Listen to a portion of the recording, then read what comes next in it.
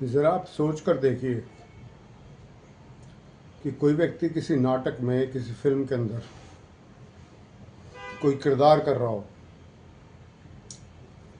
और वो भूल ही जाए मैं कौन हूँ, किरदार से इतना आइडेंटिफाई कर जाए कि उसको होश ही न रहे कि मैं हूँ कौन। तो क्या तरीका है उसको याद दिलाने का?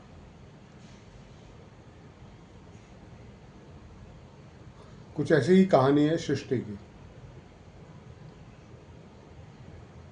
खेल शुरू होता है एक शक्ति से। एक शक्ति ने सब कुछ क्रिएट किया अपने भोग के लिए। हम भोग कहते हैं मिठाई चढ़ाने को, लेकिन ईश्वर का भोग कुछ अलग है। दुख सुख, अच्छाई बुराई, पाप पुण्य, जो भी संसार के अंदर हो रहा है वो ईश्वर का भोग है। एक शक्ति ने रचना की, शरीर बनाए, उच्चतम शरीर बनाया, मनुष्य शरीर, और उसमें आकर वो शक्ति रहने लगी और सब भोग करने लगी। लेकिन मज़े की बात यह है वो खुद अपने आप को भूल गई, मैं हूँ कौन। कहीं उसके कॉन्शियसनेस में था कि मैं अपने आप को जान जाऊं।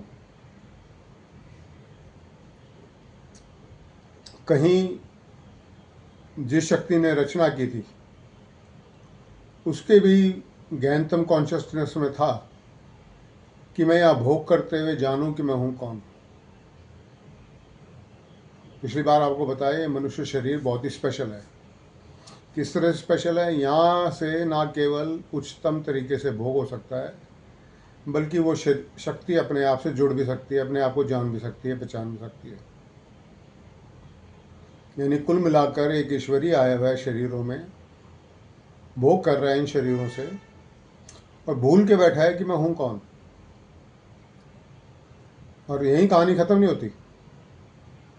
भूल कर वो ढूंढ रहा है कि मैं हूँ, ईश्वर कौन है। उसको लगता है ईश्वर अलग है और मैं अलग हूँ। लगा है वो ढूंढने में, वो शक्ति ढूंढने में कि मैं हूँ कौन। और फिर उसने कल्पना कर ली देवी देवताओं की और पता नहीं किस किस की, कि ये मुझे ईश्वर की प्राप्ति कराएंगे। जो शक्तियाँ खुद ही आपकी कल्पना से उपजी हैं, जो खुद ही सीमित है अपनी शक्तियों के अंदर, वो उच्चतम से कैसे साक्षात्कार करा सकती हैं। साक्षात्कार तो आपका तभी हो सकता है जब आप जाने कि आप हो कौन। इस बात को समझने की जरूरत है बहुत ज़्यादा। ये जो मनुष्य स्वरूप है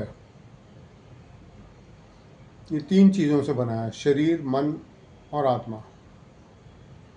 शरीर और मन दोनों यंत्र हैं केवल बाहर के अनुभव के लिए। मन बना है केवल बाहर के अनुभव के लिए, वो ईश्वर को कभी जान नहीं सकता। तभी श्री कृष्ण कहते हैं गीता के अंदर, मैं मन से परे से भी परे हूँ। जहाँ तक मन की पहुँच है वहाँ मैं नहीं हूँ।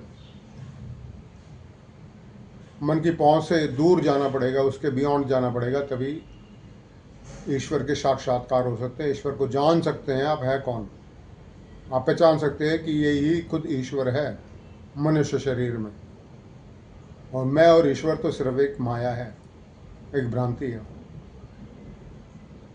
आपको तीन पता है कि तीन चीज़ों से ये मनुष्य स्वरूप बना है, शरीर, मन और आत्मा। शरीर और मन यंत्र हैं। मन बाहर की दुनिया से, शरीर से जुड़ा है, देख रहा है, पहचान रहा है क्या हो रहा है। लेकिन मन का जुड़ाव जो है वो अंदर बैठी आत्मा से नहीं है। मन नहीं जान पाता कि अंदर कौन बैठा है।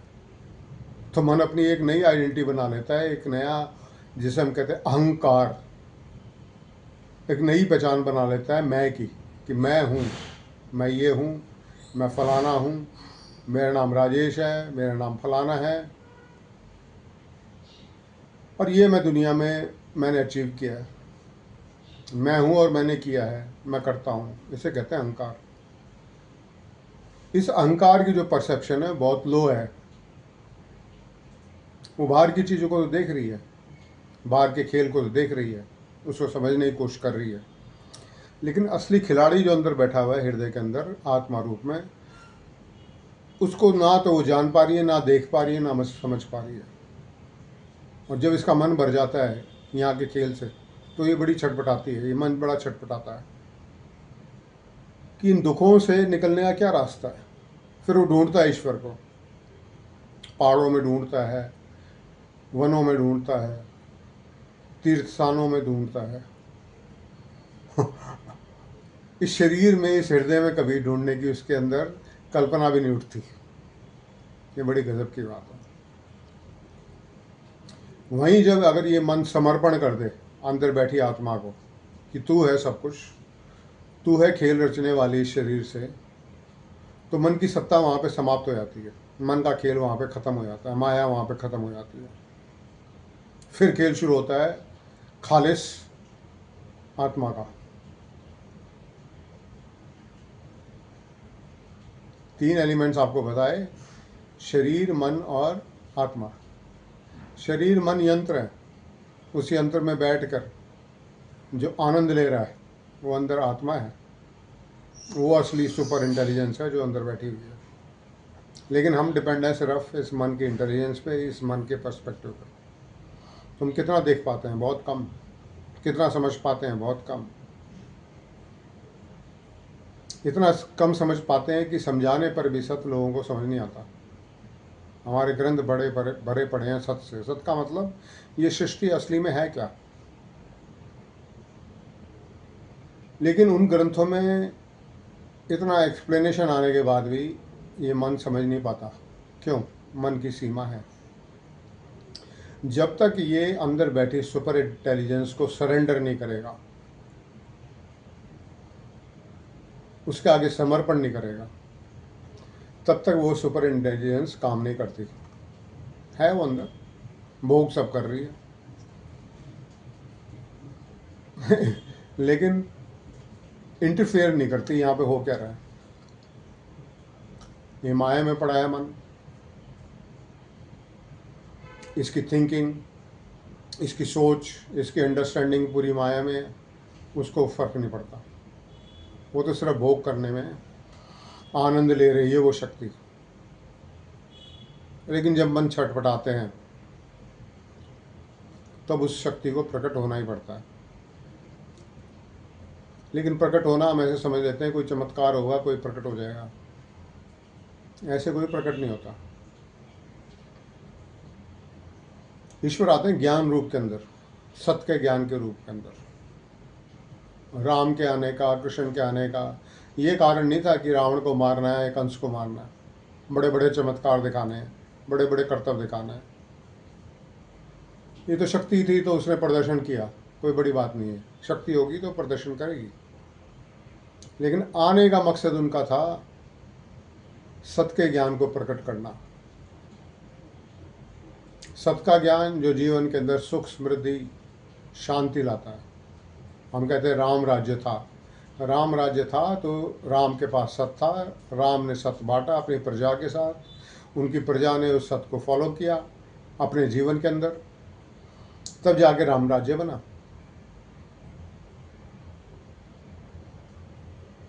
तो महत्व राम का नहीं है, राम का भी है कि उनके थ्रू सत्य का ज्ञान आया, लेकिन बड़ा महत्व है उस ज्ञान का जो राम राज्य स्थापित कर पाया।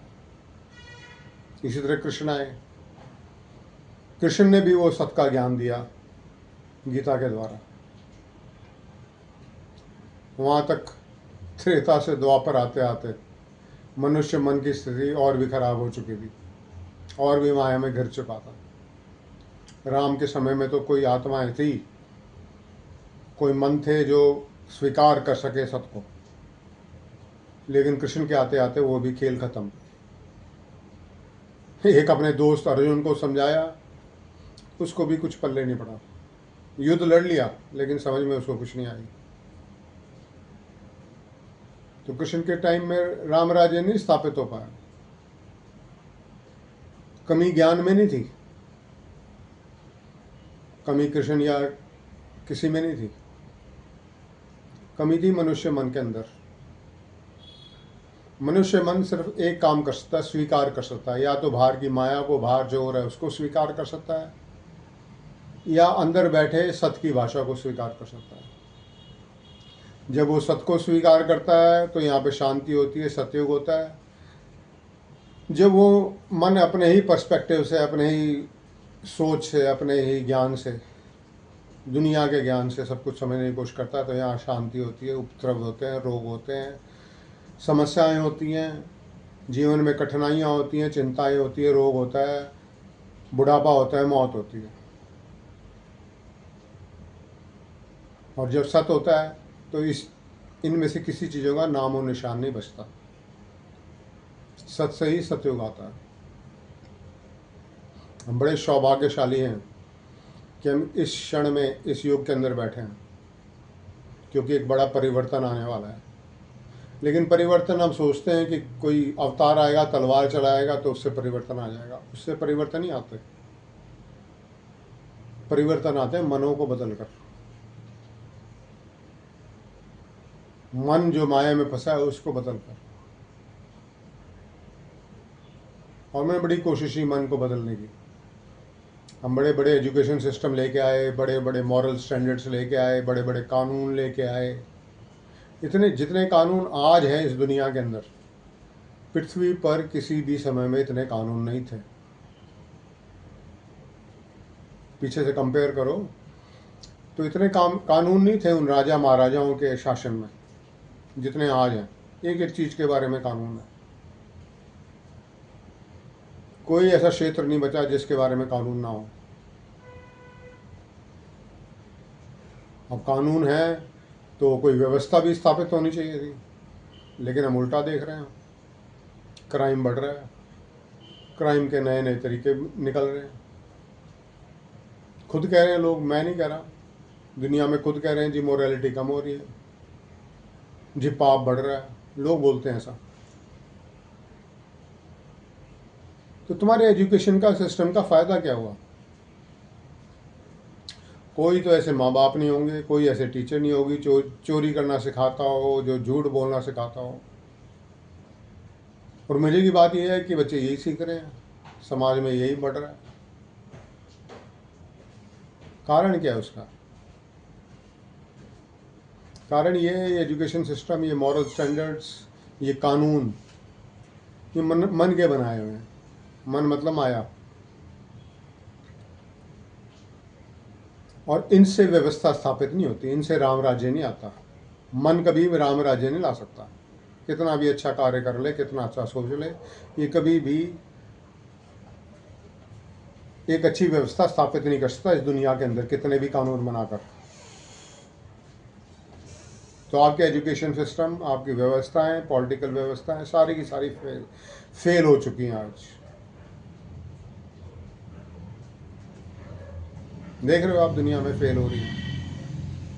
फेल ना होती तो इतना सब कुछ होते हुए, सब खाने पीने की व्यवस्था है, अच्छे अच्छे घर हैं, आंधी आती है तो छप्पर उड़ते नहीं, मौज से लोग सोते हैं, फिर भी लोगों में इतनी हाहाकार है, फिर भी युद्ध हो रहे हैं।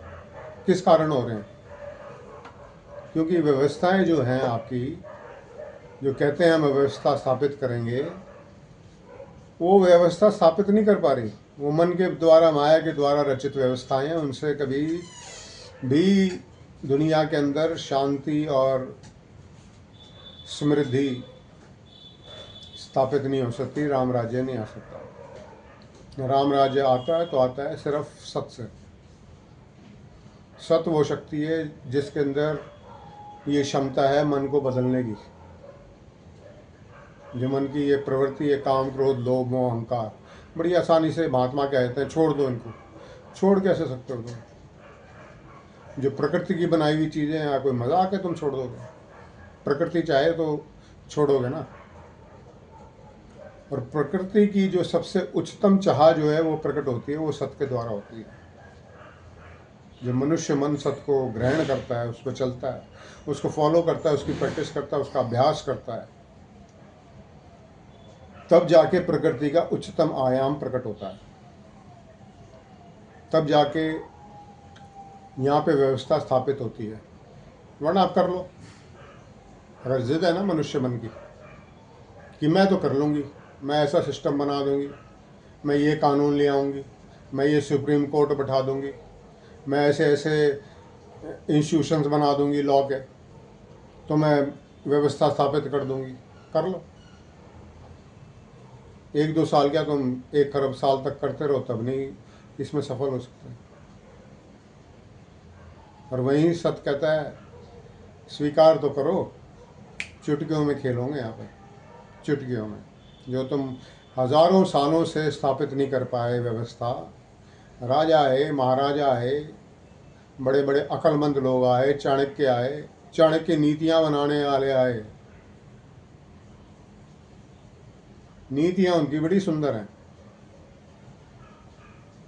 समाज में, लेकिन कहीं नजर नहीं आती इतने कानूनों के बावजूद। इतने आपने कोर्ट बना दिए, सुप्रीम कोर्ट बना दिए, फिर भी आपकी व्यवस्था नहीं स्थापित हुई। इतनी पुलिस बना दी, इतनी मिलिट्री बना दी, फिर भी तुम्हारी कानून व्यवस्था नहीं स्थापित हो पाई। तब भी मनुष्य मन नहीं बदला, तब भी काम, क्रोध, लोभ, मोह, अहंकार से वो मुक्त नहीं हो सका। जैसे ईश्वर की बात आती, लोग सोचते हैं पता नहीं घर बार छोड़ना है, दुनिया छोड़नी, क्या बात करनी है। ईश्वर तो यहाँ शरीरों में भोग करने के लिए आया हुआ है, छोड़ना क्या है। लेकिन भोग का सही तरीका समझना है। भोग का सही तरीका है सत्य, जिसमें पूर्ण भोग भी है और पूर्ण मोक्ष भी है। पता नहीं लोग मोक्ष का क्या अर्थ लगा लेते हैं। सबसे पहले तो आप मोक्ष का अर्थ समझिए, मोक्ष का अर्थ होता क्या है।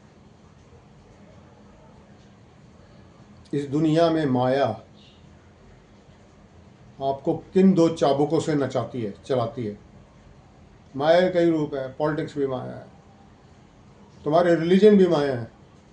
धर्म की बात नहीं कर रहा मैं, धर्म तो किसी को मालूम ही नहीं आज, क्योंकि ये कलयुग है तो किसी को मालूम ही नहीं धर्म है क्या। मैं रिलीजन्स की बात कर रहा हूँ, हिंदू रिलीजन, क्रिश्चियन रिलीजन, ये वो फलाना ढकड़ा। तुम्हारी पॉलिटिकल सिस्टम, तुम्हारे सोशल सिस्टम, तुम्हारे माँ बाप, तुम्हारा परिवार, उनके पास 2 बड़े सुंदर चाबुक हैं जिससे तुम्हें वो नचाते हैं, और आप नाचते हो, ठुमक ठुमक कर नाचते हो। क्या है वो 2 चाबुक? भय, डर। बल्कि 2 नहीं, 3 चाबुक कह लो, एक और ऐड कर देते हैं, क्योंकि 3 का बड़ा महत्व है ना यहाँ पे धर्म के अंदर, इनके नकली धर्म के अंदर। तो 3 ले लेते हैं, 2 पे क्यों कहानी बंद करें। 3 चाबुक है इनके पास, समाज, परिवार, एजुकेशन, एजुकेशन सिस्टम भी तुम्हारा, तुम्हारा रिलीजन सिस्टम भी, तुम्हारे जितने सिस्टम दुनिया के अंदर चल रहे हैं 3 चाबुकों से चल रहे हैं। पहला चाबुक है भय, डर, फियर। फियर से आपको कंट्रोल किया जाता है। ये नहीं करेगा ना तो ये हो जाएगा तेरे साथ। ये फलाने को तूने पूजा नहीं की ना, वो नाराज हो जाएंगे, तेरी ऐसी तैसी कर दें। ये फलाने पॉलिटिशियन की जय नहीं बोली तो तुम तो देशद्रोही हो। टीचर की रिस्पेक्ट नहीं की, चाहे टीचर गलत बोल रहा है तो तुम नालायक हो, तुम्हें क्लास से निकाल दिया जाएगा, फेल कर दिया जाएगा। तुम ये नहीं करोगे, पढ़ाई नहीं करोगे, तुम्हारा ये हाल हो जाएगा, भिखारी बन जाओगे। भय, फियर, भगवान का फियर, पॉलिटिशियन का फियर, टीचर का फियर, माँ बाप का फियर, समाज में हर तत्व का फियर, पुलिस का फियर, मिलिट्री का फियर। तो भय है पहला चाबुक, जिसकी तरंग के ऊपर आप नाच रहे हो। आप मतलब हम सब। दूसरा चाबुक है डिजायर, इच्छा, अभिलाषा, कामना। आपके अंदर डिजायर पैदा की जाती है। ये फलाने भगवान की पूजा करें ना, वो तेरे को ये वर दे देंगे, ये चाहिए तो उसकी पूजा कर जाके। इंजीनियर बनना है, पढ़, मेहनत कर, फ़ायदा लेना है तेरे को गवर्नमेंट से, ये फलाने उसको वोट कर, उनके मैनिफेस्टो होते हैं बड़े बड़े पॉलिटिकल पार्टी के, हम ये करेंगे वो करेंगे ऐसा करेंगे वैसा करेंगे। आप भी जानते हो कितना क्या करते हैं। डिज़ायर, डिज़ायर पैदा करना, माँ बाप भी डिज़ायर पैदा करते हैं, पढ़ ले बहुत बड़ा आदमी बनेगा, राजा बेटा बनेगा, तो बड़े करोड़ों अरबों में खेलेगा, मौज करना फिर, डिज़ायर। और तीसरा चाबुक है, उसे कहते हैं गिल्ट, अपराध बोध। तूने ये किया ना, ये तेरा कर्म बना, इसलिए तू आज पछता रहा है। पढ़ा नहीं ना, इसलिए फेल हो गया तू। इस पार्टी के लिए तूने वोट नहीं किया ना, तभी तू आज इस हालत में है।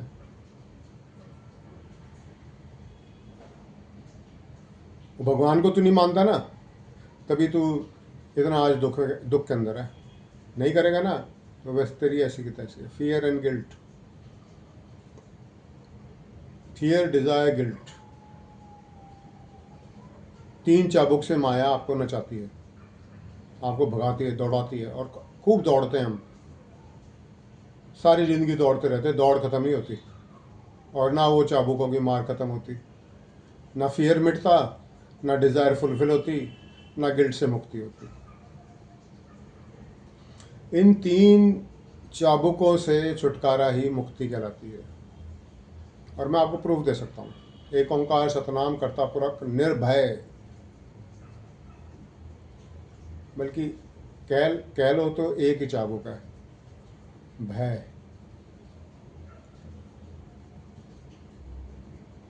एक ही चाबुक है जिसे माया दौड़ाती है, भय। आपकी डिज़ायर भी भय के कारण पैदा होती है। वांट्स तो दुनिया की अलग हैं, वांट्स तो रोटी कपड़ा सांस लेना, वांट्स तो ज़रूरतें तो ईश्वर सबकी पूरी करता है, भिखारी की भी पूरी करता है। बहुत सारी इच्छाएं तो आपकी भय से पैदा होती हैं। इतना पैसा कमा लूं, नहीं तो बुढ़ापे में क्या होगा, एक भय। नहीं पढ़ूंगा, पढ़ूंगा तो डॉक्टर इंजीनियर बनूंगा, और नहीं पढ़ूंगा तो चपरासी बन जाऊंगा, फियर। और गिल्ट भी जो है वो एक फियर का ही रूप है, एक आपको डराने का तरीका है।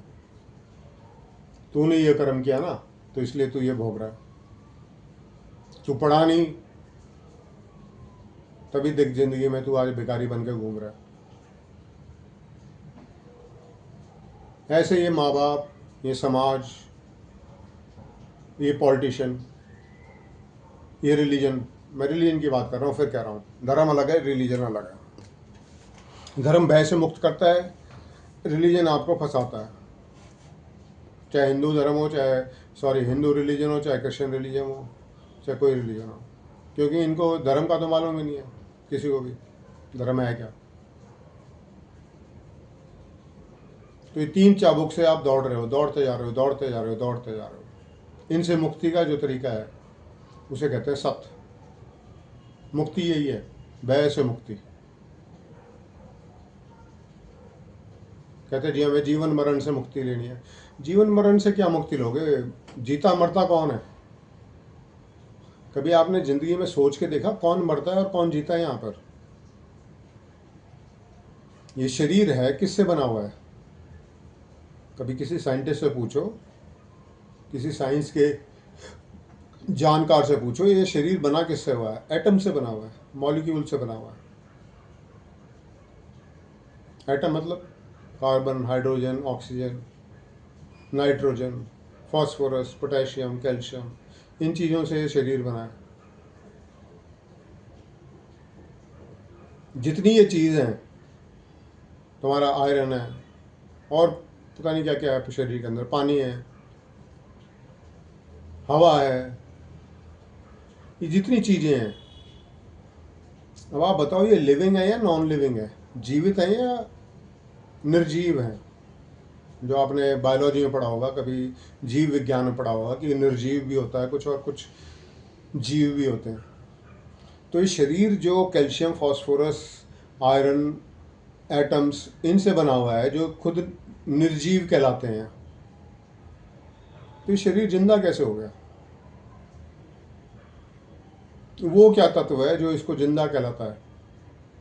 किसी आयरन के कारण से तो जिंदा नहीं है ये, किसी कैल्शियम के कारण से तो जिंदा नहीं कहलाता। जिंदा कैसे है? एक मशीन है, एक कार है, कार भी एक मशीन है। कार में बैठ के एक आदमी जा रहा है, रास्ते में चलते चलते चलते चलते पुर्जे हैं, घिसी जाते हैं, आखिर कार बंद हो गई। अब वो आदमी निकला कार से, उसने फ़ोन घुमाया, एक और कार आ गई, उसमें बैठ के चला गया। मरा कौन? क्या ख़त्म हुआ? शरीर, वो तो मशीन है। उसका ड्राइवर वो मरता नहीं है, वो गाड़ी चेंज कर लेता है। यही श्री कृष्ण कहते हैं गीता के अंदर कि जैसे हम कपड़े पुराने उतार कर फेंकते हैं और नए कपड़े धारण कर लेते हैं, वैसे ही जो आत्मा होती है वो शरीर धारण करती है। यानी शरीर कपड़ों की तरह हुआ, शरीर एक मशीन की तरह हुआ। शरीर एक मशीन है, मैंने आपको बताया, जिसके द्वारा अंदर आई आत्मा या परमात्मा भोग करते हैं इस संसार का। तो अगर शरीर खराब होके किसी कारण से गिर गया तो शरीर तो मरा नहीं, शरीर तो पहले ही मरा पड़ा है, वो तो पहले ही निर्जीव है। जिन चीज़ों से बना है वो तो निर्जीव है। मरा कौन? कहते जी आत्मा चली गई शरीर से। आत्मा चली गई, आत्मा तो कहते हैं हमारे ग्रंथ अजर अमर है।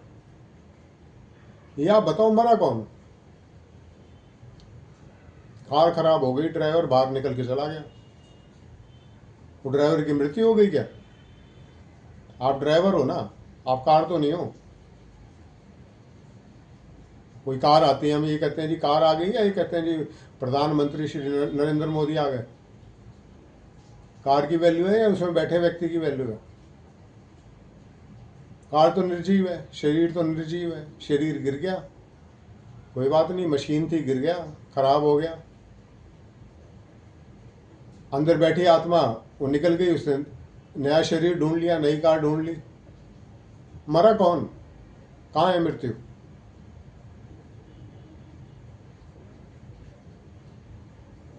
बताइए आप, मृत्यु है कहाँ पे?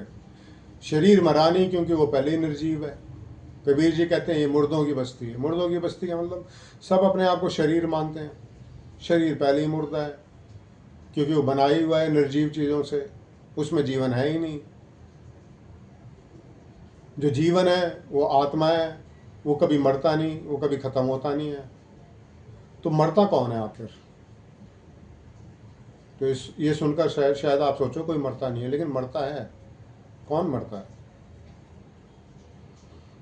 उस शरीर में बैठ के आत्मा ने जो आइडेंटिटी बनाई, मैं हूँ, मैं राजेश हूँ, मैं इंजीनियर हूँ, मैं फलाना हूँ, मेरे इतने बच्चे हैं, मेरा ये परिवार है, ये माँ बाप है, इतने भाई हैं, इतने बहन हैं, जो एक उसने पूरी अपनी एक आइडेंटिटी बनाई, वो मरती है।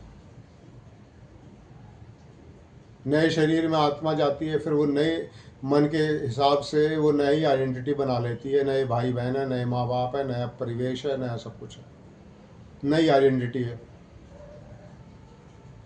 तो आप जब मरते हो तो शरीर भी नहीं मरता, क्योंकि शरीर तो मरा ही पड़ा है।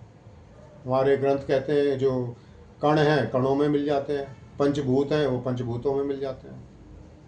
पंचभूतों से बना हुआ ये शरीर है, वो जाके पंचभूतों में मिल गए, पंचभूत खत्म नहीं हुए।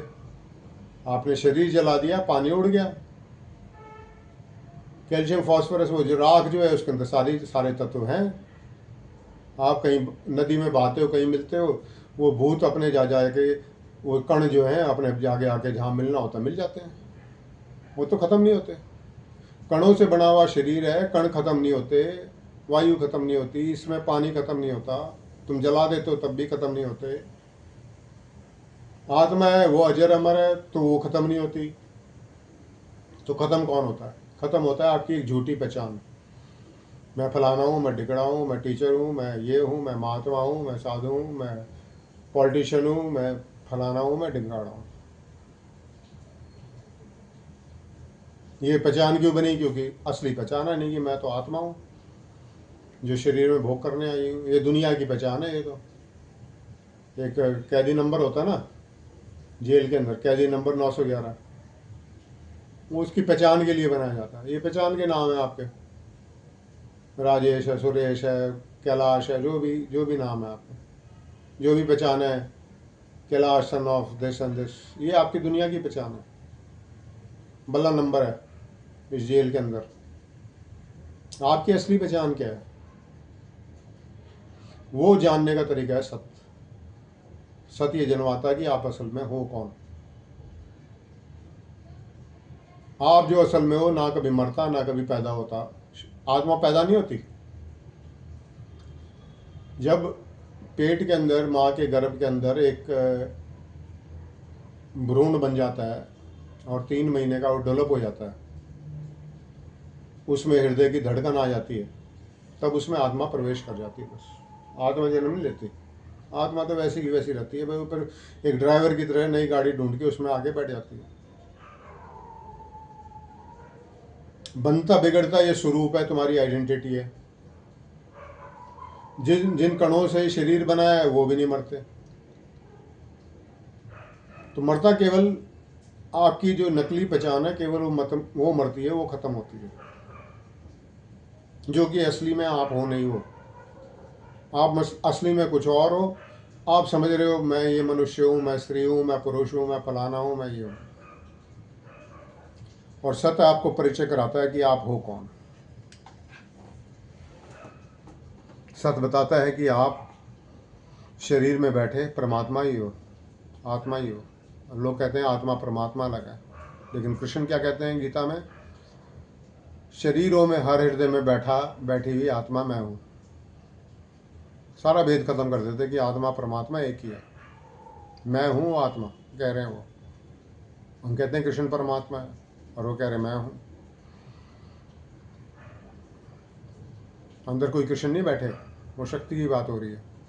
वही शक्ति सभी के अंदर विद्यमान है। उस शक्ति से जो परिचय होता है वो होता है धर्म के कारण। अभी किसी ने कमेंट कर दिया, कोई महानुभव है बहुत बड़े ग्रेट, क्या जी पिता का धर्म होता है, पुत्र का धर्म अलग, वो अलग होता है, फलाने का धर्म होता है। अरे भाई, हम ये दुनिया के धर्मों की बात ही नहीं कर रहे। ये मनुष्य मन जो होता है ना, अपना ज्ञान बगाड़ने से बाज नहीं आता। इसको मौका चाहिए बस। मुझे समझा रहे हो, मैं तो बहुत जानता हूँ। अरे भाई कॉन्टेक्स्ट तो देखो। हम अभी यहाँ पे अध्यात्म की बातें कर रहे हैं, आत्मा की, परमात्मा की बातें कर रहे हैं। तुम अपना दुनिया का ज्ञान यहाँ बीच में लेके आ रहे हो। परमात्मा के कॉन्टेक्स्ट में एक ही धर्म है, उसे कहते हैं सत्य धर्म। और उसी के लिए श्री कृष्ण भगवान कहते हैं सर्वधर्मान परित्यज्य माम एकम शरणम व्रज। सब धर्मों को त्याग दो। तुम चाहे पिता पुत्र का धर्म ना फॉलो करो, टीचर और गुरु का, शिष्य का धर्म फॉलो ना करो, दुनिया में कोई धर्म फॉलो मत करो, छोड़ दो उनको। एक धर्म में आ जाओ, माम एकम, मेरी शरण में आ जाओ। जो सत्य धर्म है उसकी शरण में आ जाओ, क्योंकि उससे बड़ा कोई नहीं है।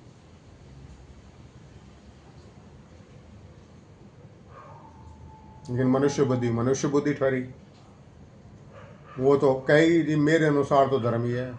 भाई तेरे अनुसार बात क्या कर रहे हैं? तेरे अनुसार तो बात ही नहीं हो रही। मन के अनुसार तो बात ही नहीं हो रही। मन को तो शंकराचार्य ने बोल दिया मूढ़ मन।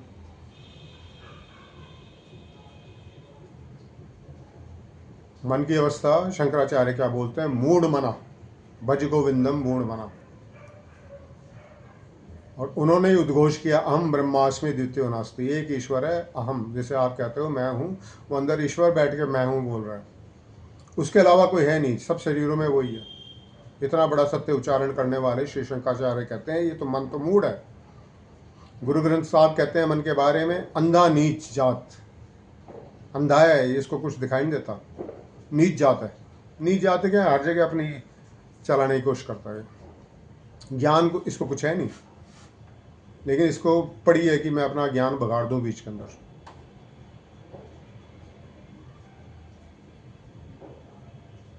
तो चॉइस आपकी है, अंदर आपके अंदर दो इंटेलिजेंस हैं, एक लोअर इंटेलिजेंस, एक हायर इंटेलिजेंस। लोअर इंटेलिजेंस है मन और हायर इंटेलिजेंस आत्मा। तो आप हायर इंटेलिजेंस से संपर्क में रहना चाहकर अपने जीवन को सुधारना चाहते हो, या लोअर इंटेलिजेंस मन के माया के अंदर फंसा रहते हो, जो कि आपको चाबुकों की फियर, डिज़ायर और गिल्ट की चाबुकों से दौड़ा रही है। आज से नहीं दौड़ा रही, हज़ारों सालों से दौड़ रहे हो आप। क्योंकि अगर आपको सत होता तो आप यहाँ होते नहीं। आपको सत का मालूम होता, आप सत में परफेक्ट होते तो यहाँ नहीं होते आप यहाँ हो इस धरती पे, तो इसका मतलब आप अभी फंसे हो माया में। माया आपको नचा रही है फियर, गिल्ट और डिज़ायर से, और वो तो नचाएगी, उसका काम यही है। कभी वो पिता के रूप में खड़ी होगी, भय दिखाने की कोशिश करोगे, पिता भयावह बन के खड़ा हो जाएगा। कभी कोई प्राइम मिनिस्टर भयावह बन के खड़ा हो जाएगा। कभी कोई टीचर आपको डराने की कोशिश करेगा, कभी समाज आपको डराने, वो काम है माया का। उनसे लड़ने मत लग जाना, फजूल है। मैं टीचर और उसकी बात नहीं कर रहा, मैं मन से, माया से लड़ने की बात कर रहा हूँ। उनसे लड़ना फजूल है। एक सुअर पड़ा हुआ है नाली के अंदर, उससे लड़ने कूदोगे, उससे गुत्थम गुत्था होगे तो तुम भी नाली की चपेट में आओगे, तुम भी पूरे के पूरे मिट्टी में और विष्ठा के अंदर पूरे सन जाओगे। तो उनसे भिड़ने की जरूरत नहीं है, उनसे लड़ने की जरूरत नहीं है। बोल दो उनका, हाँ जी बड़ा अच्छा, आपका बड़ा परम ज्ञान है। आप तो सत में आओ, सत अपने आप सुलट लेगा सबको। जो शक्ति परम शक्तिमान है, ब्रह्मा विष्णु महेश से भी ऊपर है, वो इन सबको संभाल लेगी, जो भी उछलते हैं समाज में आपकी ज़िंदगी के अंदर। तो आप ये इनसे लड़के सशक्त कभी नहीं हो सकते। माया से लड़के तो आप और माया में ही गिर जाओगे। आप नहीं लड़ सकते, क्योंकि आप लड़ोगे मन से। मन से कभी जीत हो नहीं सकती। और ग्रंथ हमारे कहते हैं सत्य में जयते। सत्य में आ जाओ, सत्य में हमेशा जीत है। फिर कोई हिरण्यकश्यप जैसा बाप ही क्यों ना हो, वो उसको भी ख़त्म कर देगा। बड़ी गजब के खेल हैं सत्य के। मांगने वाले भी क्या क्या मांग लेते हैं, जो तपस्या में पड़े हैं, माया के अंदर पड़े हैं, माया की भक्तियाँ करते हैं, तंत्र मंत्र साधना ये सब चीज़ें करते हैं, वो सोचते हैं बड़े होशियार हैं। मन जो है बड़ा, मन ही पड़ा हुआ है इन सब चीज़ों में। ईश्वर को प्राप्त करने के लिए इन सब चीज़ों की जरूरत नहीं है, मन पड़ा हुआ है तंत्र में, मंत्र में, साधना में, पूजा में, पाठ में।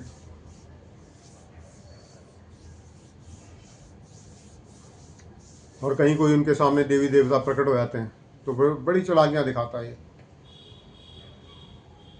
कहता है मैं अमर हो जाऊं। कहता है अमरता का वरदान मैं दे नहीं सकता, ना ब्रह्मा दे सकता, ना विष्णु दे सकता, ना महेश दे सकता। अमरता का वरदान इनके पास है ही नहीं, वो तो सत्य के पास है। तो कहते हैं जी हम ये नहीं दे सकते। फिर मन चालाक बनने की कोशिश करता है, दिन में ना मरूं, रात में ना मरूं, घर के बाहर ना मरूं, घर के अंदर ना मरूं, मनुष्य से ना मरूं, दानव से ना मरूं, देव से ना मरूं, पशु से ना मरूं, किसी मनुष्य से ना मरूं, दिन में ना मरूं, रात में ना मरूं। ये सब जो बातें हैं ये कोई उसकी बेवकूफ़ी नहीं सिद्ध करती, ये मन की अवस्था सिद्ध करती है। मन कैसे चालाक बनने की कोशिश करता है, वो चालाकी में ईश्वर के साथ भी खेल करने की कोशिश करता है। उसको ये नहीं पता वो सुपर इंटेलिजेंट पावर है। तेरे को जो वरदान दिया उसने कहा चलो ये सारे वरदान तुम्हें दिए, इन इन चीज़ों में तुम नहीं मरोगे। और उन्हीं को इस्तेमाल करते हुए, उसके वरदान को इस्तेमाल करते हुए ईश्वर ने एक रूप प्रकट किया जिसने उसका खात्मा कर दिया। उसी का वरदान उसकी मृत्यु का कारण बना। अब हंसना मत इस बात में, क्योंकि हम भी जो हैं, हम अपने, हमारे मन में जो विचार उठते हैं उन्हीं के कारण हम मृत्यु को प्राप्त होते हैं, दुख को प्राप्त होते हैं, जीवन के अंदर चिंताओं को प्राप्त होते हैं, क्योंकि हम मन के ऊपर डिपेंडेंट है। मन आपको ऐसी चालाकियाँ ही समझाएगा, दिन में ना मरूं, रात में ना मरूं, ये करूँ। सोचता मैं जो हाईएस्ट पावर को बेवकूफ़ बना दूंगा मैं, उसको आप बेवकूफ़ नहीं बना सकते। उससे आप इंटेलिजेंस में जीत भी नहीं सकते। उसके आगे एक ही तरीका है, आप उसके आगे समर्पण कर दो, हथियार डाल दो, होता है लड़ाई, दो तरह से लड़ाई हो रही है, सीज फायर हो गई, हथियार डाल दिए एक साइड में, युद्ध खत्म। तो तुम युद्ध खत्म कर दो। ये फियर, डिज़ायर और जो है ना गिल्ट, इसके वेपन्स यूज़ कर रही है माया। उससे लड़ने की जरूरत नहीं और उसके चक्कर में भी आने की जरूरत नहीं। तुम सत को समर्पण कर दो, सब कुछ।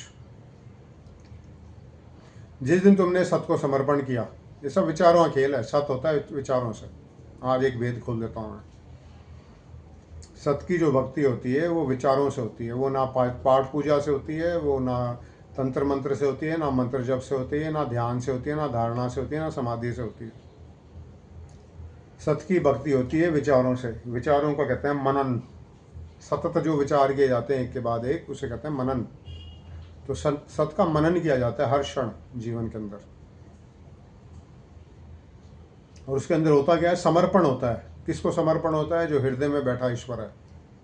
बाहर किसी वैकुंठ में बैठे हुए ब्रह्मा विष्णु महेश को आपने समर्पण नहीं करना। अंदर बैठे हुए परमपिता परमेश्वर जो उन सब का भी सुपीरियर है, उसको समर्पण करना है। और उसको आपने समर्पण कर दिया तो आप निकल गए माया की गिरफ्त से। फिर आपको चाबुक पड़ने बंद, भय खत्म, आपका डिज़ायर खत्म। डिज़ायर का खत्म होने का मतलब ये नहीं कि आपका जीवन नहीं चलेगा, आपकी इच्छाएं पूर्ण नहीं होंगी, जो जरूरतें होंगी वो नहीं होंगी, उससे बेहतर होंगी। लेकिन जो माया ने चाहती है ना, ये भाग इसके पीछे, ये डिज़ायर है, भाग, वो भाग दौड़ खत्म हो जाएगी आपकी।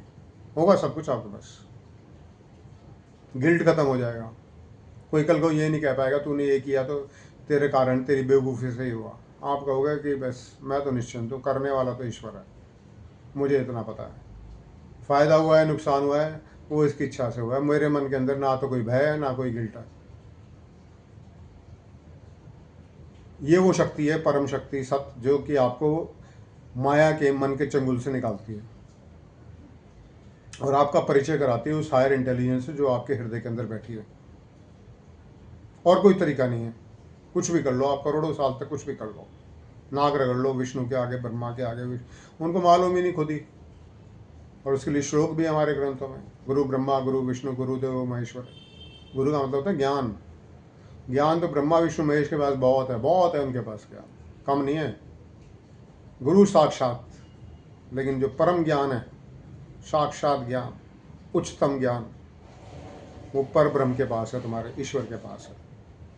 वो ईश्वर जो ज्योति स्वरूप में और नौज स्वरूप में तुम्हारे हृदय के अंदर विराजमान है। उस गुरु की शरण में जाओ। वो गुरु आपका सतगुरु है, वो आपका कल्याण करेगा। ये बाहर के गुरु इनको खुद कुछ नहीं मालूम, तो वो आपको क्या बताएंगे? खुद माया में फंसे हुए हैं।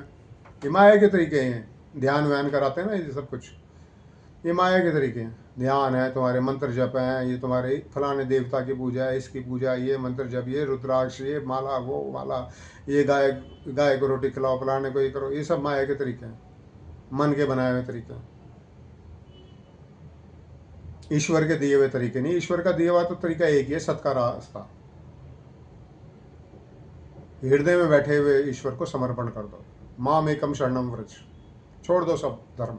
धर्म का मतलब वहाँ ये है सर्वधर्मान परित्यज्य। धर्मान का मतलब वहाँ पे ये धर्म की बात नहीं हो रही हो, क्या जितने सिस्टम्स हैं तुम्हारे सबको त्याग दो और एक जो सच्चा धर्म है, सत्य धर्म, उसकी शरण में आ जाओ। अंदर जो बैठा ईश्वर है उसको स्वीकार कर लो, उसको समर्पण कर दो,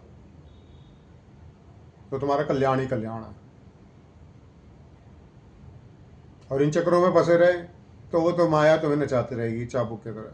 वो जा रहे हो ज्योतिषी के पास, ये फलाना ग्रह टेढ़ा है जी आपका, ये करो, काली दाल खिलाओ गाय को, ये तुम्हारा एक काम हो जाएगा। आप भागते हो डिज़ायर से, काली गाय ढूंढते हो, नहीं करोगे तो तुम्हारा सत्यानाश का सवा सत्यानाश हो जाएगा। वो फियर से दौड़ाता है आपको। कहीं नहीं किया आपने, फिर गए उसके पास, देखा मैंने बताया तो तुमने नहीं किया, तब तुम्हारा ये हाल हो गया। Guilt, fear, guilt, desire.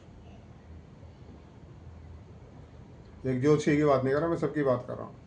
समाज के अंदर माँ बाप की, पॉलिटिशियन की, टीचर्स की, तुम्हारे बॉस की, सभी कुछ, ये तीन चाबुकों से उन्होंने आपको लपेटा हुआ है। और नचा रहे हैं आपको और आप नाच रहे हो, बहुत अच्छा डांस कर रहे हो। प्रभु भी खुश हैं देख देख के, ऐसी बात नहीं है। प्रभु भी पूरा भोग करते हैं, माया का भी पूरा भोग, माया का भोग ही ईश्वर कर सकते हैं।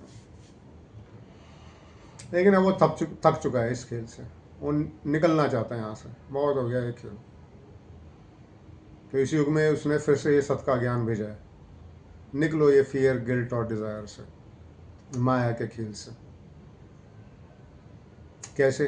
अंदर बैठे हुए ईश्वर को स्वीकार करके। भूल जाओ बाहर जो कुछ है, जो दुनिया बताती है। हम सोचते हैं जो भीड़ कर रही है तो वो ठीक है। ऐसा नहीं है। भीड़ एक तरफ जा रही है, वो सही जा रही है, ये कोई जरूरी नहीं है। उसे कहते हैं भेड़ चाल। एक लॉलीपॉप दिखाता है, सारे भागते हैं। तो जो लॉलीपॉप दिखाने वाला, ये मत समझ लेना कि तुम्हें मीठा दिखा रहा है तो तुम्हारा भला करने के लिए तुम्हें दिखा रहा है। खेल को समझो माया के। क्यों किसी युग में एक ही कृष्ण होते हैं, एक ही राम होते हैं, एक ही सत्य को जानने वाले होते हैं? फिर तो उनके टाइम में भी भीड़ थी पूजा पाठ करने वाले की, वो ठीक थे, वो ये तो गलत बोल रहे थे। इसका मतलब गीता के अंदर ब्रह्म ज्ञान दिया इन्होंने, बोला कि माम एकम शरणम व्रज, सबको छोड़ के मेरी एक की शरण में आ जा। गलत बोल रहे हैं इसका मतलब। भीड़ भीड़ से कोई चीज़ सच नहीं हो जाती। 1000 बार सच झूठ को सच बोलने की कोशिश करो, 1000 बार तुम झूठ बोलो तो वो सच नहीं हो जाएगा, करोड़ों बार बोलो तब भी सच नहीं हो जाएगा। झूठ तो झूठ ही रहेगा। तो ये मत सोचो दुनिया कर रही है तो ठीक कर रही है। ठीक कर रही हो तो दुनिया का हाल ही देख लो ना। आज क्या कम पाठ पूजा होती है। हमारे बचपन में थे हम, कोई एक आधा, कोई भूले भटके, कोई एक नवरात्रे करा लेता था, वो बड़ी शांति से करते थे लोग, प्रेम भाव से करते थे। जो भी करते थे, गलत था सही था वो नहीं पता, लेकिन बड़े शांति से काम होते थे। आज ये लाउड स्पीकर लगा देते हैं, लोग कान फोड़ देते हैं, बच्चों के एग्ज़ाम हो रहे हैं वो परेशान होते हैं, कोई बीमार है तो वो परेशान होते हैं, और रोज़ गली गली के अंदर होता है। और लोग कह रहे हैं धर्म बढ़ रहा है। तो तुम्हारा धर्म बढ़ रहा है तो दुनिया क्यों नहीं सुधर रही भाई? अगर ये यही धर्म है और ये बढ़ रहा है, मैं भी देख रहा हूँ ये चीज़ें बढ़ रही हैं। ये तो लोग पहले कुंभ नहीं आते थे, अब मार कट रहे हैं, मर रहे हैं, फिर भी जा रहे हैं। हाँ, ये तुम्हारा रिलीजन बढ़ रहा है, मानता हूँ मैं इसको। रिजल्ट क्या है इसके? रिजल्ट तो कहीं दिखाई नहीं दे रहे तुम्हारे। रिजल्ट तो ये होता है ना भाई, धर्म में चल रहे हैं तो अच्छा होगा। यहाँ तो सब उल्टा हो रहा है। ये क्योंकि ये धर्म है ही नहीं, ये तो माया के खेल है, मन के खेल है सारे। तभी ग्रंथ साहब में कहते हैं, ज्ञान ध्यान कुछ कर्म ना जाने, सार ना जाना तेरी, सब तो बड़ा सत्य, सबसे बड़ा सत्य है सत्य। ज्ञान ध्यान कर्म, कर्म कांड, ज्ञान ध्यान, कोई फायदा नहीं सबका। योग वशिष्ठ में वशिष्ठ कहते हैं राम से, पूजा पाठ नियम वगैरह ये सब भौतिक सुख हो सकता है इनसे आ जाए, लेकिन इनसे ईश्वर प्राप्ति नहीं हो सकती। इनसे परमानेंट सुख और परमानेंट आनंद और परमानेंट समृद्धि नहीं आ सकती। राम राज्य स्थापित नहीं हो सकता। वशिष्ठ ने ज्ञान दिया था राम को, राम राज्य स्थापित करने का, तब वो स्थापित कर पाए। पढ़ो अपने असली ग्रंथों को, योग वशिष्ठ को भी कभी पढ़ के देखो। कहते हैं, लिखते हैं साफ साफ, ना ब्रह्मा ईश्वर है, ना विष्णु ईश्वर है, ना महेश ईश्वर। जो असली ग्रंथ है उनको तो हमने साइड में कर दिया, और कहानियाँ पता नहीं क्या क्या मसालेदार कहानियाँ पुराण, उनके पीछे पड़ गए। ना लिखने वालों को पता क्या लिख रहे हैं, ना पढ़ने वालों को समझ में आ रहा है हो क्या रहा है। एक कहता देवी बड़ी, एक कहता ये बड़ा, एक कहता वो बड़ा। सत्य में ऐसा कुछ खेल नहीं है। कोई तुम्हारी देवी, कोई मनुष्य, कोई अवतार, कोई कुछ नहीं है सत्य के सामने। तो ये बोला गया ओम तत्सत, ईश्वर एक है और वो उसका तत्सार है सत्य, उससे बड़ा कोई नहीं है।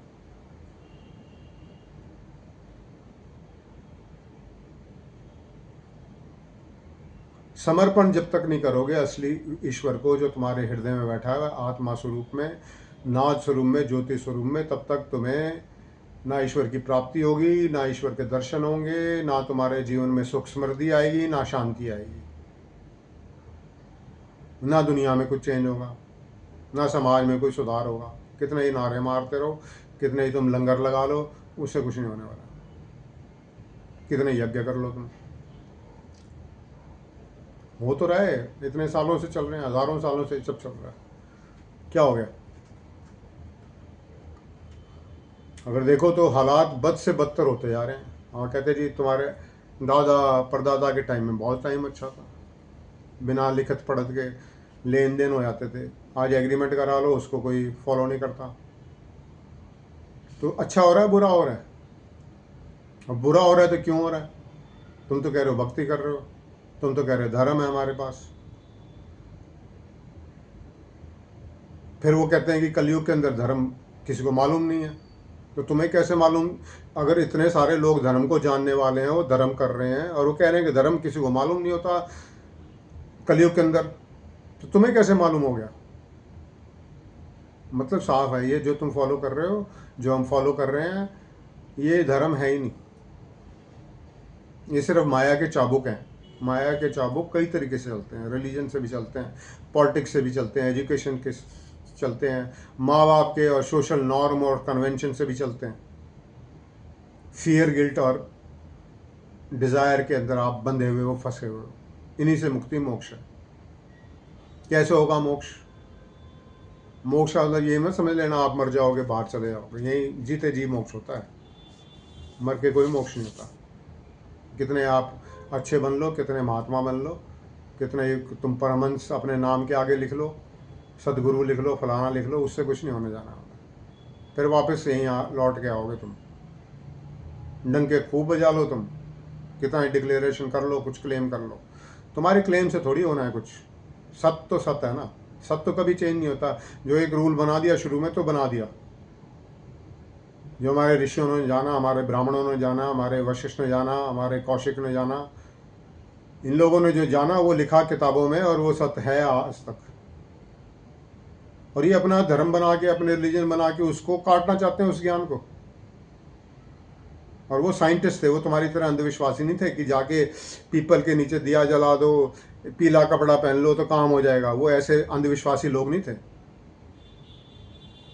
उन्होंने एक तरीके को जाना, उस पर चले, उसको टेस्ट करके देखा, और फिर बोला ये सत्य का मार्ग है, ये इस पे चलने से ईश्वर प्राप्ति होती है, जीवन में सुख समृद्धि, सभी चिंताओं, रोग दुख मौत और कष्टों से मुक्ति होती है। और ये मानवता खड़ी हो गई उन्हीं के अगेंस्ट। कहते हैं हम उनको फॉलो करते हैं, फॉलो वालो किसी को ही नहीं करता। हम कृष्ण को फॉलो करते हैं। क्या फॉलो करते हो? तुमने क्या समझा गीता को?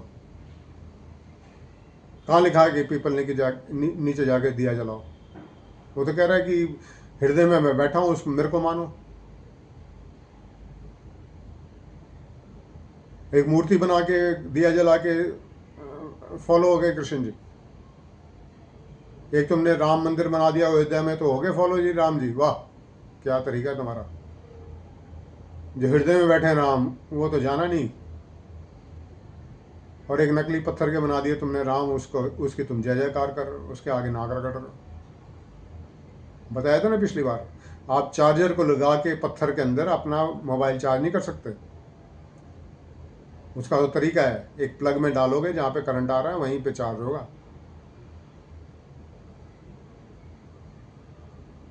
इसी तरह जहाँ पे व्यवस्था है, आप ईश्वर को एक्सेस कर सकते हो, वहाँ पे एक्सेस कर सकते हो। ईश्वर तो ऐसी ताकत है, शक्ति है जो सब सब कणों के अंदर है, कण कण में राम।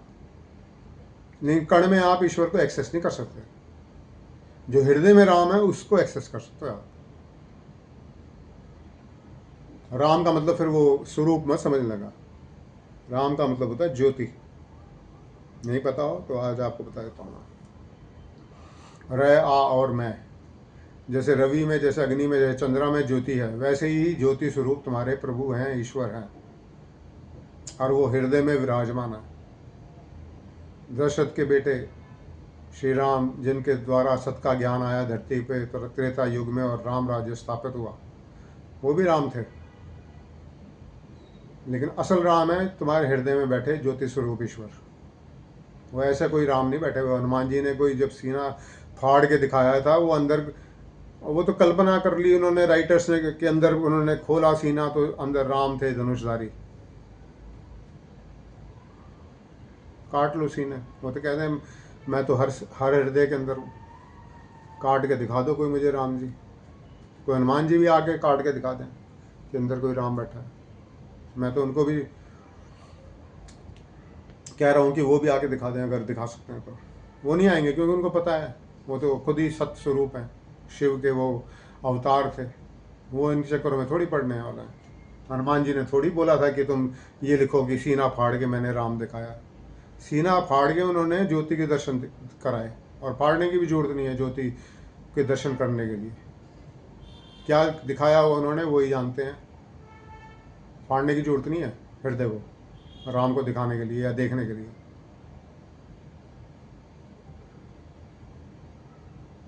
उस अंदर बैठे ज्योति स्वरूप राम को तुम जब तक नहीं मानोगे, उसको समर्पण नहीं करोगे, तब तक तुम इस माया के 3 चाबुकों से मुक्त नहीं हो सकते। यही मुक्ति है, फियर, डिजायर एंड गिल्ट। ये तुम्हें भगाते रहेंगे, दुनिया भगाती रहेगी तुम्हें। फिर एक शादी हो जाएगी, बीवी चाबुक चलाएगी। और बीवी की बात नहीं है, औरत है तो हस्बैंड चाबुक चलाएगा। और मैं फिजिकल चाबुक की इतनी बात नहीं कर रहा, फिजिकल चाबुक तो ठीक है। ये जो माया के चाबुक हैं ये इनविजिबल होते हैं, और ये चलाते ऐसे हैं, ऐसे दौड़ाते हैं लोग। ये जो जीव है, ये आत्मा है, ये जन्मों तक भटकती रहती है बेचारी, ऐसे चक्कर में फंसाती है ये माया। जन्मों तक ये भागती रहती है, दौड़ती रहती है। तो इस दौड़ से निकलना है, फियर, डिजायर और गिल्ट से मुक्त होना है। डर, इच्छा। इच्छा का मतलब ये नहीं तुम्हारी जरूरतें, वो तो ईश्वर अपने आप पूरी करेंगे बिना कहे। बिन मांगे मोती मिले, मांगे मिले न भीख। ईश्वर जो होता है उससे मांगना नहीं पड़ता। तुम जाके वैष्णो देवी से मांग रहे हो, फलाने से मांग रहे हो ये इच्छा पूरी हो जाए, ईश्वर को सब मालूम है तुम्हें क्या जरूरत है। वो बिना मांगे देता है, जब जरूरत होता है तब देता है। तो जरूरतों की बात नहीं कर रहा, ये फालतू की इच्छाएं हैं जिससे माया तुम्हें दौड़ा रही है। भय, इच्छा और अपराध बोध, तूने ये किया इसलिए पछता रहा है। ये 3 चाबुकों से मुक्त होने का एक ही तरीका है, समर्पण। और हम इतनी बार से हम बात कर रहे हैं सत्य की, अब हम आते हैं समर्पण के मार्ग पे। सत्य समर्पण का मार्ग। समर्पण किसको? किसी मूर्ति को, किसी तुम्हारे कल्पना के देवी देवताओं को नहीं, परमेश्वर को। परमेश्वर है नाथ स्वरूप, ज्योति स्वरूप, जो तुम्हारे हृदय में बैठा है। कैसे समर्पण करना है? बहुत आसान तरीका है, आप जानते भी हो। मजे की बात यह है, बहुत सारी बातें ऐसी होंगी जो यहाँ बोली जाएंगी जो आप पहले ही जानते हो, लेकिन उन जानने वाली बातों को आपने कभी समझा नहीं। क्यों? मन कभी नहीं समझ सकता। जब सत्य का ज्ञान आता है वही समझा सकता है। सत्य का ज्ञान एक ऐसा लेंस है जो अक्षरों को बड़ा कर देता है, स्पष्ट कर देता है, बता देता है कि ये स्पष्ट रूप से क्या लिखा हुआ। और तुम अपनी धुंधली आंखों से, अंधी आंखों से पढ़ने की कोशिश करोगे तो कुछ समझ नहीं आने वाला। तो ऐसा ही शब्द है, तन मन धन सब तेरा, क्या लागे मेरा, तेरा तुझको अर्पण, क्या लागे मेरा। तन मन धन समर्पित कर दो उसको, ईश्वर को जो हृदय में बैठा हुआ है, तो आप हो जाओगे मुक्त। किसको? बड़ी गजब गजब की बातें हैं, बड़े गजब गजब के अर्थों के अनर्थ हुए पड़े हुए हैं यहाँ पे। बड़ी माया ने जकड़ा हुआ है यहाँ पे हमें। तन मन धन सब तेरा, क्या लागे मेरा, तेरा तुझको अर्पण, क्या लागे मेरा। ये जगदीश आरती का एक अंश है। जगदीश का मतलब होता है जगत, जगत का ईश्वर। स्टार्ट कैसे होता है? ओम जय जगदीश। ओम, विष्णु नहीं, ब्रह्मा नहीं, महेश नहीं, कोई तुम्हारी देवी दुर्गा किसी की बात नहीं हो रही, ओम की बात हो रही है। ओम है जगत का ईश, उनाद शक्ति है जगत का ईश। अब लोग कुछ भी समझें जी ये तो विष्णु की आरती है, तुम्हारे समझने, तुम्हारी कल्पना से कुछ नहीं होता। सत सत रहता है। कहीं भी इस पूरी आरती के अंदर कहीं विष्णु का नाम जिक्र नहीं आया एक बार भी। आप कहते हो जो जगदीश उनका नाम है, अब जगदीश तो किसी का भी नाम हो सकता है। जगदीश का तो हम अर्थ करके देखते हैं ना, जगत का ईश, जगत का ईश्वर। ब्रह्मा विष्णु महेश को बोला गया देवता, वो ईश्वर कब से होने लग गए। लेकिन आरती बिल्कुल स्पष्ट रूप से स्टार्ट होती है और कहती है ओम जय जगदीश। ओम है जगत का ईश, ओम जय जगदीश।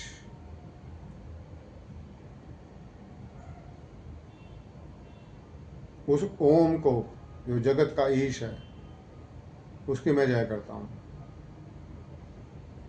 और वो हरे, हरे मतलब मेरे कष्टों को हरे।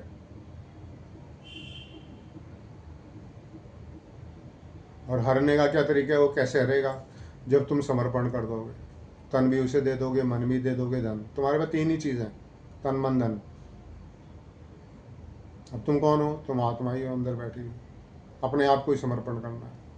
अपनी नकली पहचान जो बनाई हुई उसको ख़त्म करना है कि मैं राजेश हूँ, ये झूठ है। मैं पुरुष हूँ, मैं स्त्री हूँ, ये झूठ है।